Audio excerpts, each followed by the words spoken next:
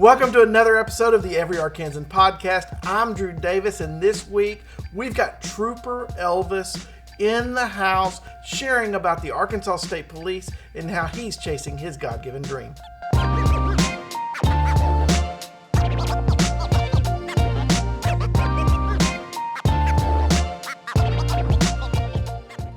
Trooper Elvis.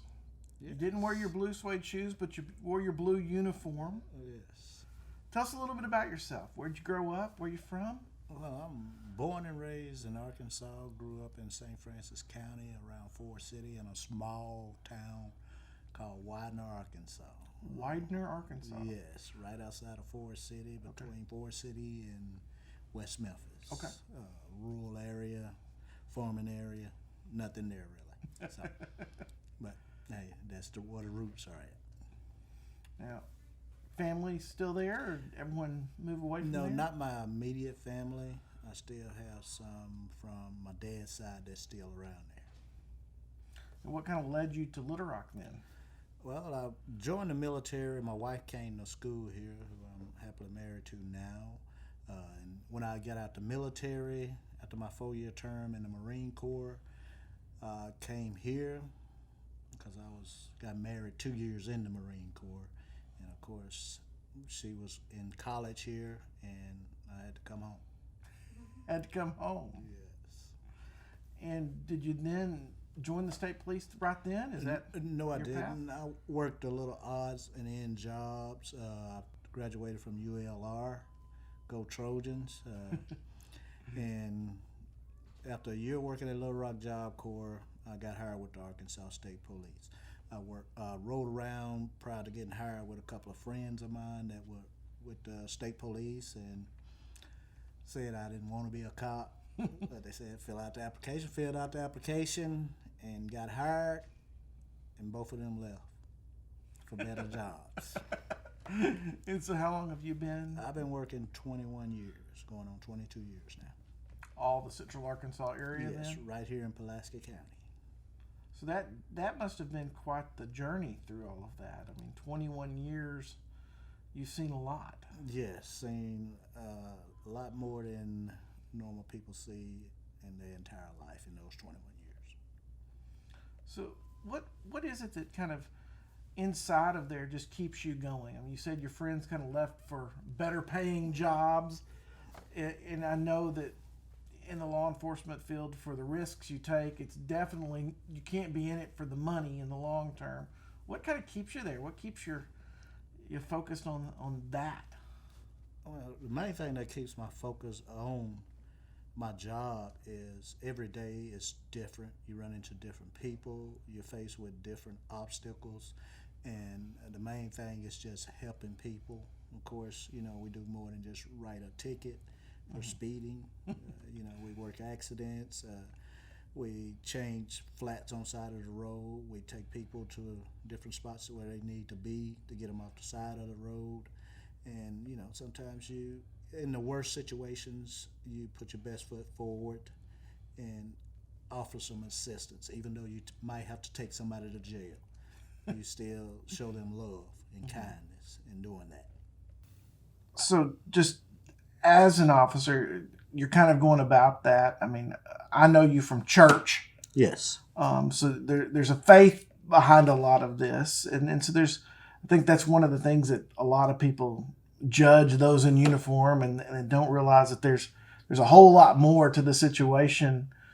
Where does your faith kind of tie into your job? I always had faith, even coming up when my mother was still alive. I was involved in church at a young age. I ran the church. I was the church secretary, Sunday school secretary, but a small church. But it was paramount that we attended church. And my church was probably a quarter mile from the house, and we didn't have a vehicle. We had to get up Sunday, put on our Sunday best, take off down a dirt road. Okay, and my mother, she worked as a cook at the school in the country town that we was in, and of course we didn't have a car, so she would either walk to work or wait on the bus. And then, they get out early before the buses run, so she'll have to walk home. And that was 3 or 4 miles from the house. So that instilled a lot in me. Just my mother alone on her journey from day to day, going to and from just to cook for the kids at the school. And, I had 2 other brothers, one younger and one older, that was around me as I grew up. As I graduated high school, my mother passed. And then it was an eye-opener. What was I going to do? Along came the Marine Corps. Because back then they had the delayed entry program. I was already in it because my older brother was in it. So I went on into the Marine Corps, and that helped me grow up faster than anything I could think of. And so I did my term there, got out. Of course, I got married in the Corps. So got out, came back home, and my wife was in school, so she wasn't no have it, so I had to go to college. And all this time, a lot of the figures around me were women. I really didn't have a male figure around to lead me or guide me, except for the Marine Corps. And women played an extreme role in my life coming up. Because I basically was the man in the house. I did a lot of cooking and cleaning around the house, and because I watched my mother cook, because that's what she did for a living. So, and to this day, I still do a lot of the cooking. And my wife and her family, she didn't have her dad around, so she had a great aunt and her mother. So there was other women in my life that steered me in the right path. Now, don't get it wrong. I wasn't always the saintly one. I had a hot temper. It wouldn't take much to set me off. But I grew out of that. And over the years, I tried to mentor to other young men, black, white, Hispanics. Hey, if you're not able to attend school right out of high school, enter into the military. For one thing, it's going to make you grow up quickly and get your priorities straight and earn your little money, VI bill and all that. And then you can come back and go to school. If you like it, 20 years go by quick. Wish I had stayed in my 20, but hey, I was married and she was ready for me to come home. But yeah, if you ain't got time to share your time with other folks, you're wasting time. Because I honestly believe that, if you got something to offer somebody, offer it. Because they will think of you very highly, and you'll think of yourself highly, and then you'll think of them highly for taking your advice. And, everybody is not going to, I guess, flourish immediately. It's a growing process, and I'm still growing, just as you probably still growing, and we all still growing. But the more people you help, the more you grow and flourish. And that's kept me going throughout my life. And you talked about your mother served kids and in that cafeteria, and how that servant's heart really kind of laid that foundation for everything you've done. Do you want to kind of elaborate on that a little bit more? Well, not only did she just serve at the school, she served the community. When my mother cooked, she cooked, and it seemed like the whole community knew about it. And when they came to the house, they ate just like we ate. It wasn't like, no, we don't have enough. She made it spread, okay? And, especially around the holidays, everybody knew she was a cook. She was a good cook. And she would invite folks over, and they would eat just like we eat. We break bread together. So, and my grandmother was the same way. She passed before my mother did. My sisters, they were the same way. They got that same demeanor about themselves. And growing up in a very female-dominated world, what's that meant for you as a father and officer, seeing these young men that have kind of run off in a direction without any leadership, so to speak? What have you kind of seen there that's really kind of opened your eyes? Well, what really opened my eyes about it is that we that come up in a single home, yes, you have a little bit harder time adjusting because you don't have that male figure there to teach you how to be a young man. Mm-hmm. Okay. And a woman, she can do her best, but she can't teach you how to be a man. Mm-hmm. Okay. Luckily for me, I had brothers and older brothers that I could look up to and see that. But for the most part, the woman figure has to be extra strong when a father figure is not there. Because, us being men, eventually we're going to try the waters. We think we're going to be the man before we are the man. Right. But a strong woman will let you know you ain't there yet. And believe me, I found out a lot. But, I don't use that as a crutch coming up in a single parent household. And I don't think nobody else should. I think you should surround yourself with the right people to help guide you. Mm-hmm. But if you surround yourself with the wrong type of crowd, that's the wrong kind of guidance that you need. Mm-hmm. You need positive figures in your life.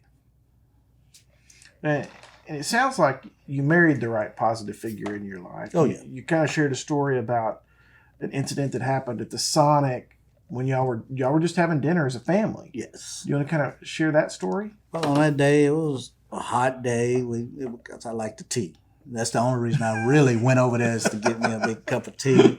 And me and another associate of mine that worked with us, he's no longer working. Met the family over there, my wife and my youngest. He probably was about 8 or 9 at the time. And we were sitting there eating. We never heard it, but a white couple came in running in the door and said that there's been somebody shot at the Sonic. If you know where it's at, it's just Right across the street. Right across the street from one another. So at this time, officers were being shot and all that. And I didn't recognize the two that came in at first, but I crept up to the door, looking out the door, kind of skeptical. But I did see somebody over there laying on the ground, so we took out without hesitation. It's just you're calling. If you call to help, you're going to help regardless, okay? And we went down there. I secured the scene. The other officer that I was eating with and my wife, they were tending to the person that was shot. The person was shot about 5 times, basically point blank range. If the hawk comes to the car at Sonic, and that's pretty close. So, and the young lady, she's alive today and up walking around just like you and I are. My baby boy, he didn't come down there because of his age, but he did get to see what goes on. What's cool about it, not that the situation is cool, he got to saw his mother and father doing what they're called to do. At one time, and that's serving, and that touches me more than anything else. Regardless of what we done, he got to witness it. Right, and that's gonna carry him a long way in life. Just noticing what transpired at that time. We never did get finished eating either. So, but the important thing is, she survived that, which is, we live over there. And so I remember my wife telling me the story about what was going on over there. And it's just like, it was some random, they just came in, shot her and left. But it was just a little girl. Yeah. And otherwise she might not have survived that. Right. More than likely probably wouldn't have had to wait for everything else to get there and the right numbers to get called and all of this. So, but just in your role as officer, I know that a lot of negative stereotypes get placed on police officers. What is it that those kids growing up, like your son, that he's gotten to see what it really is? So many of these kids, they've only seen the bad side. When dad did something wrong, you guys have to come in and get them off. What is it you want kids to really understand about someone in blue? The main thing that kids need to understand, or even some adults need to understand, that officers are human too. They have a life outside of police work. This is a job, and for most of us, it's a calling. Okay, and we just love helping people. I think one of the things you said that really kind of hit me was so many of the kids today that kind of are out there trying to figure things out. If they join the military, what a difference it can make. And I think that's one of the things my parents did a very good job of. I don't want to say beating into me, but I mean disciplining me to respect authority, to speak politely, some of these things. I think that's one of the benefits of the military. They realize in this world there's a hierarchy. There's we have laws and we have structure for a reason, and Yes. to protect you and to protect others. And I think in my mind, so many people miss out on that opportunity because they are trying to figure it out for themselves versus that crash course of the Marine Corps, that that basic training. You're going to learn really quickly that you got to fall in line or it's not going to be good. Right. Long way from home doing that. Way out in San Diego.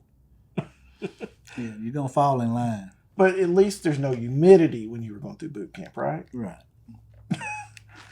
Just a little bit. Yeah. Very little bit. So is there anything else that just over these 21 years just sticks out at you that you kind of learn along the way that is just something that's kind of changed your life? Well, the main thing is to just treat people like people. Not like they're beneath you just because you wear a badge and a uniform and carry a gun. Treat them like you would like to be treated, with respect, dignity, and honor. That's just simple. As simple as that. You know, like when I teach a lot of young kids, I tell them, if you just know the Big Ten and follow the Big Ten, most of them don't know what the Big Ten is, so you have to kind of teach them what the Big Ten is. If you just do those 10 things, it's easy. You know, it's just that simple. It ain't no hard roadmap to it. The Constitution and all that, that's fine and dandy. But you do the Big Ten, Constitution gonna fall in line. As an officer, you're sworn to protect, and so how do you kind of deal with, one day it might be Black Lives Matter, the other day it's polar opposite of KKK, and then everything in between with different political motives that you might agree with or not agree with? How do you kind of manage that internally and from your perspective? Well, for one, if you ground it in your religious belief, you won't have a problem. Because for simple fact, you know that there are elements in society that speak against you, some that you don't agree with. We're all different. Okay, black, white, Hispanic, you know. That's just race differences, but we have different beliefs. You know, you got the Protestant, Catholic, Muslim, all that. They believe in a different manner, but you know, and I take people as people, regardless of belief. Take all the beliefs out.